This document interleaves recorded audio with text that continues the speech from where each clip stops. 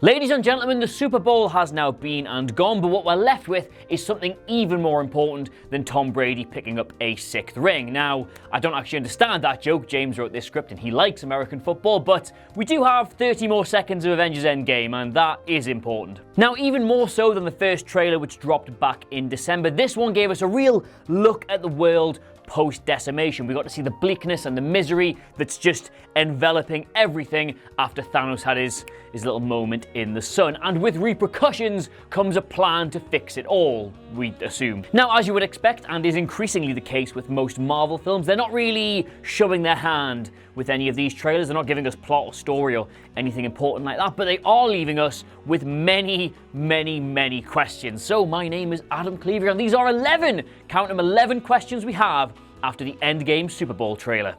Number 11, are they all coming back? Now, even at the end of Infinity War, when everybody was just, clicked out of existence, it was still fairly clear that at some point, most of them were going to have to come back in some capacity. A lot of the people who died are the future of the MCU, so they can't be dead forever. Now, what was interesting about this trailer was the blink and you'll miss it little flipbook introduction, which included a quick shot of pretty much all of Thanos' victims, the main exceptions being Loki and Heimdall. But interestingly, though, it wasn't just the people who were snapped out of existence that were in there. Gamora and Vision were too, and if you remember, they were just regular murdered, so what the hell? This could, of course, just be a tribute to everyone who died in the first film, but if we're meant to take anything from it, it's likely that they're all going to return. I mean, we know Zoe Saldana has talked about filming, so we suspect Gamora and Vision will be in the film in some capacity, but if the snap is undone, they wouldn't be alive. What would bring them back, though, of course, is time travel. If they can go back into the past and stop the snap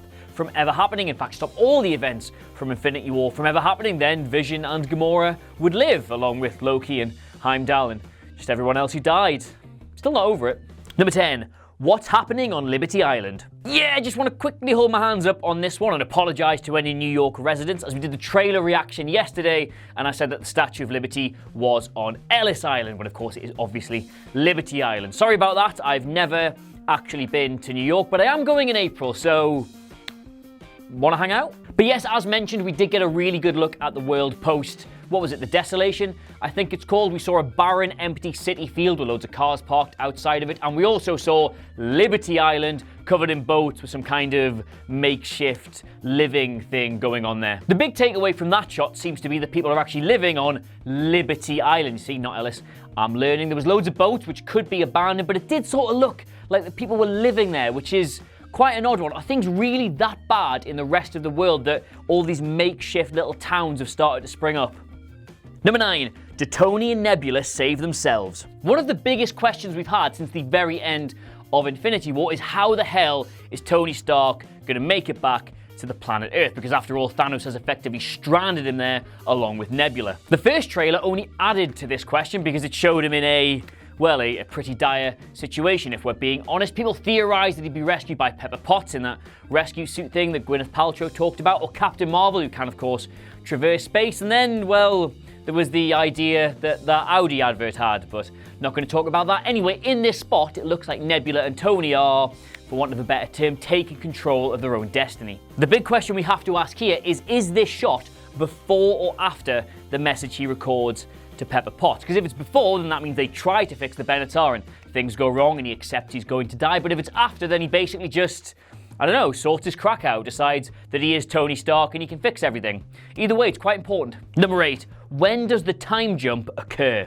Ah yes, the time jump has been one of the biggest questions we've all been asking, even since before we learned of the title or the loose plot synopsis that was going along with this film. Basically, it makes sense to have them jump forward in time, because otherwise there's no real consequences, there's no dramatic heft to what happened in Infinity War. And I mean, on the off chance you haven't already watched my amazing theory video on exactly this subject, the biggest clue we've got right now is, of course, Natasha Romanoff's hair. In most of the trailer, it's that iconic short bob, but for just that one shot, it's really quite long, implying that, time happens. Now, yes, as I said in that video, hair, of course, does not follow the same rules in movies as it does in real life, but you would still need, realistically, a couple of years to get it from there to about there, I'm saying. So all the shots in the trailer where she's wearing the bob are obviously not the main thing that happens. They're the preamble, they're the setup, which means when she goes to recruit Ronan, that's in the second part of the film, meaning that something just doesn't go right. We can speculate until we're blue in the face about how long the time jump actually is, but of course, the big rumor was around about the 5-year mark. I'd say the hair nearly matches up with that. Number 7, what's Hawkeye up to?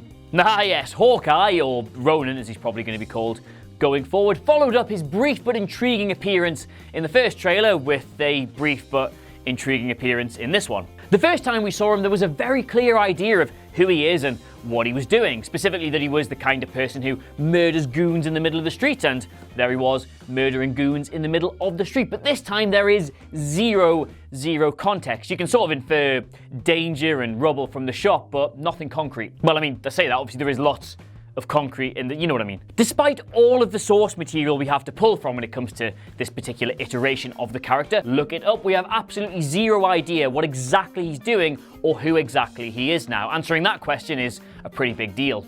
Number 6, where's Thanos?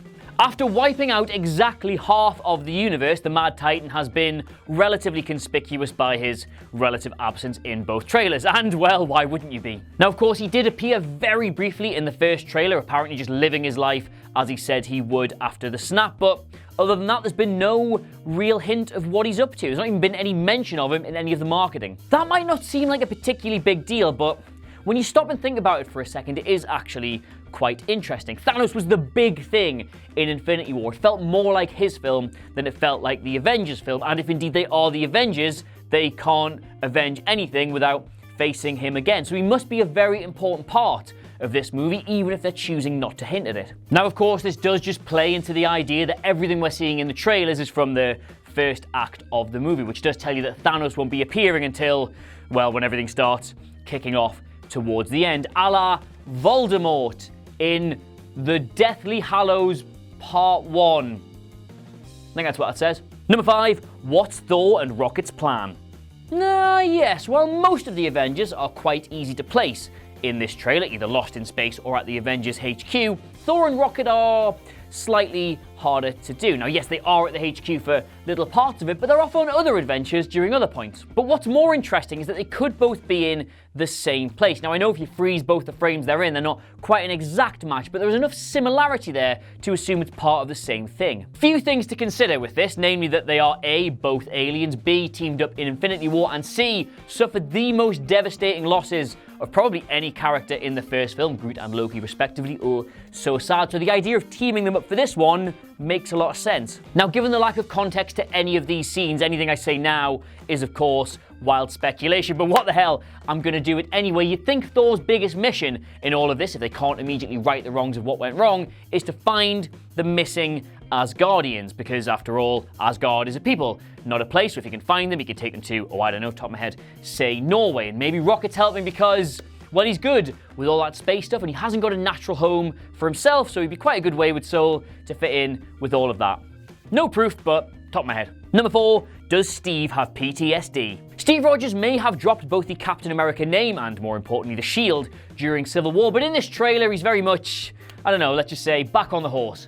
In that regard, I don't know where he's gone and got that shield from, but he definitely does have it, so there you go. Now, if you watch that really quick shot back a couple of times, you will see that his hands are not in particularly great condition. He looks like he's been roughed up a bit, he looks like he's been in the scrap, and more importantly, he's slightly trembling a bit. Now, given that in the past, the Marvel films haven't shied away from showing things like PTSD, especially when it comes to Stark, is that what they're trying to tell us there? He's got it now? And I mean, given everything the character has been through during his time in the MCU, would that not be the most understandable thing? Everything he's seen, everything he's done, the death, the destruction, the decimation, the war, everything. What else would he have? But whatever new developments they're going to present us about his psyche, he definitely looks like A, he's got his shield back, and B, he is leading the Avengers, so that is Captain America. That's what he does. Number 3, was somebody edited out? With the Avengers reassembling, for lack of a better term, there's been a lot made of that final shot in the trailer, hasn't there? That one where they're walking through the hangar with the sun coming through the background. Now we can see Captain America there, we can see Black Widow, we can see War Machine, we can see Ant-Man, we can see Bruce Banner, we can see a lot of them, we can see Rocket, even better, but there's just this gap, isn't there? They're all quite nicely uniformly lined up, and then there's a gap. It's not just there as well, as the shot of them walking outside of the stadium to look up at something in front of them, and there's just another big gap on the end of the screen, almost as if somebody is meant to be standing there, but Marvel don't want us to know who it is. Now, of course, this wouldn't be too big a deal, except that Marvel do obviously have previous with this kind of thing. If you take yourself back to the Civil War trailers, you will see that Spider-Man is missing from scenes that Spider-Man was definitely in, and they even made up a scene for the Infinity War trailer, which has Hulk running towards the battle, even though Hulk wasn't really in the film at all after the first few minutes. You cheeky scamps. And of course, if they have edited somebody out, then that begs the question of, well, who have they edited out? It could be pretty much anybody involved in this movie. Could be Tony Stark or Nebula after they return. Could be Captain Marvel after she makes her appearance. Could be Valkyrie if she magically turns up. Could be absolutely anybody. Your guess is as good as mine. Or they might have just left gaps deliberately so that people like me do this sort of content and give them free marketing. Who knows? Number 2, what's the Avengers' plan? The Avengers are all teamed up and suited up and got their mean game faces on, so that implies that there is some kind of plan. We also know Ant-Man's there. They've let him in from outside, as they had in the first trailer, so probably to do with the quantum realm. That's my guess. Given that it is still very early in the movie's marketing, which is frankly incredible, given that it's out in 2 months' time, we don't really know what they're doing or when they're doing it. So it's quite likely that what we've seen in the trailer is them setting up for, let's call it Plan A. I would imagine the quantum realm is Plan B, but none of them appear to be wearing those nice quantum realm suits. So, I don't know. I don't know. Now, if you cast your minds back to the first trailer where Steve and Natasha are talking about a plan that has to work because they don't know what they're going to do if it doesn't, and the fact that Natasha has her short hair in that scene, implying it's before the time jump, you see, all of this just lines up really nicely once you actually start paying attention. The question has to be asked, what is that first plan and why doesn't it work? Number 1, how much is it lying to us? All right, let's just, cards on the table here. There is so much about this film which, if spoiled, would probably ruin it all for you. Imagine if you'd gone into Infinity War knowing that the snap happened at the end and everybody who died. It would have absolutely ruined the movie-going experience for you, so Marvel are being super careful not to let any of this get out. It's not just Endgame either. If you look at the marketing for Captain Marvel, we pretty much don't know anything that's going to happen in that either, which does kind of imply there's going to be loads of stuff which directly relates to Endgame. Dear God, this year is going to be so good. Plus, we might just be getting a load of misdirects like they really like to do. I mean, if you remember, as I just said before, Hulk in Wakanda never actually happened, to kind of throw you off the scent a bit. Anything we could have seen up to this point could be not real. Well, I know it's not real anyway, but not real in the context of that reality. Look, the bottom line here is there is not an awful lot you can really trust in either of these trailers, which perversely might be a good reason to actually trust it, but also at the same time might be the best reason ever to not believe a single word or a single image or a single line of dialogue. We don't know at this point, and fair play, Marvel, you've got my brain doing this. Pew pew! But yes, those are the big questions we're all left with now that the Super Bowl spot has been and gone. Let us know what you made of it all, as well as any of your own. Why not, in the comments below? And of course, don't forget to like, share, and subscribe. In the meantime, though, thank you very much for watching. Of course, been Adam Cleary, and I will see you soon. Because that's what I say, isn't it? Bye!